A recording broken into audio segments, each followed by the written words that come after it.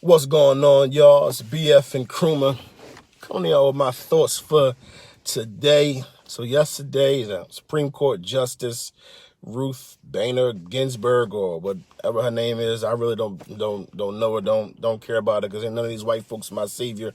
In the first place, she passed away. I guess she was supposed to be a quote unquote progressive person that sits on the Supreme Court, and I guess black people should praise her or should mourn her death and be afraid that she died, because now Trump could potentially put in his own Supreme Court justice.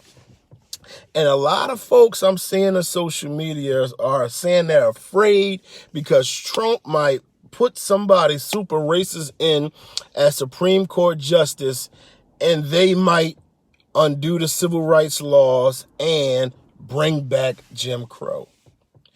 But me, when I hear about Jim Crow segregation potentially coming back, I say bring it on.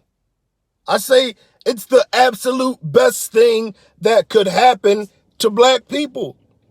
If white folks get away from us and we are forced to be in our own places where we control every part of our existence, bring it on. But I'm having this conversation with a few people online that's really driving me crazy, because many of our people deal with self-hate so deeply that as soon as they hear separation, all they hear is, we can't be around white people no more.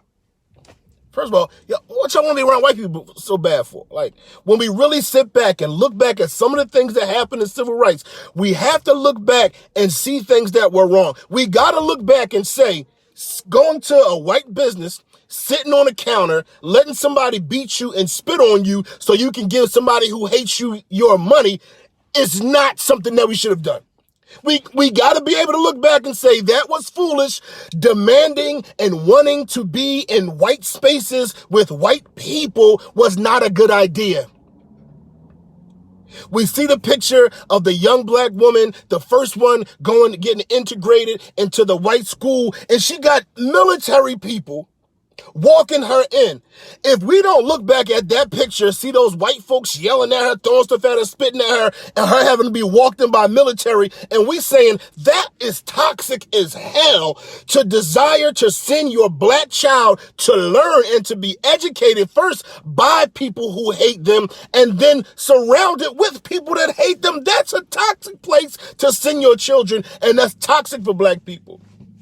So why I think Jim Crow was the best thing that can happen to us, right? And make sure y'all share this out. What are a bunch of the things that we complain about in America? We complain about, the biggest thing right now is police brutality. And we're understanding that we have a corrupt police system that trains police officers to be against the black people, to say they fear black people, and ultimately harm and kill black people. So what does Jim Crow segregation do for us if it was to happen? Well, we would be in a place where we don't have white cops.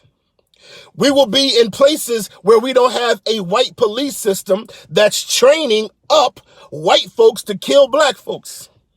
Now, I understand we would have to create our own police academies and all of those things, but if white folks could leave Europe and come here and build America, even though I understand they built it with slavery and all these other things, if they could have the vision to build America and do it, why can't we have the vision to build ourselves?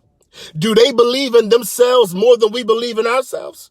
Are they smarter than us? Are they greater than us? How come they can look at a barren land and see buildings, but we can't look at being separated from white folks and think that we can survive? What else do we complain about? We complain about mass incarceration. Okay, Jim Crow segregation. Now we in our own places. There can be no more mass incarceration. There can be no discrimination in the court system, because you know what it is? It's our court systems. We run it. We control it. They don't. Another thing we have an issue with is education. Well, our kids are mis and undereducated. Why? Because the white folks control the education system. So they're going to give us a lower curriculum and they're going to teach us falsehoods. But guess what? If we have our own spaces, we control our own education system. And now we got a scary guy in the mentions. We got a scary guy in the mentions. Jim Crow didn't stop them from the Black Wall Street Massacre. Learn from it. Learn from it. That's the black folks get so goddamn scared. We out here killing each other like crazy.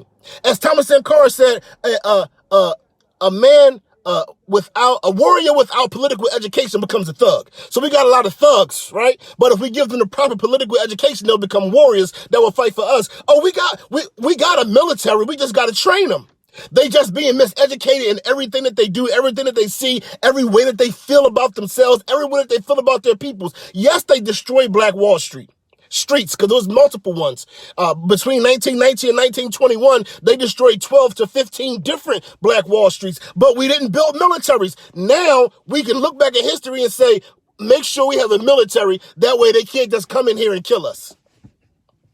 First of all, with the amount of folks that we got that already have guns and the mindset that we have today, these white folks ain't walking in no black neighborhood trying to kill nobody.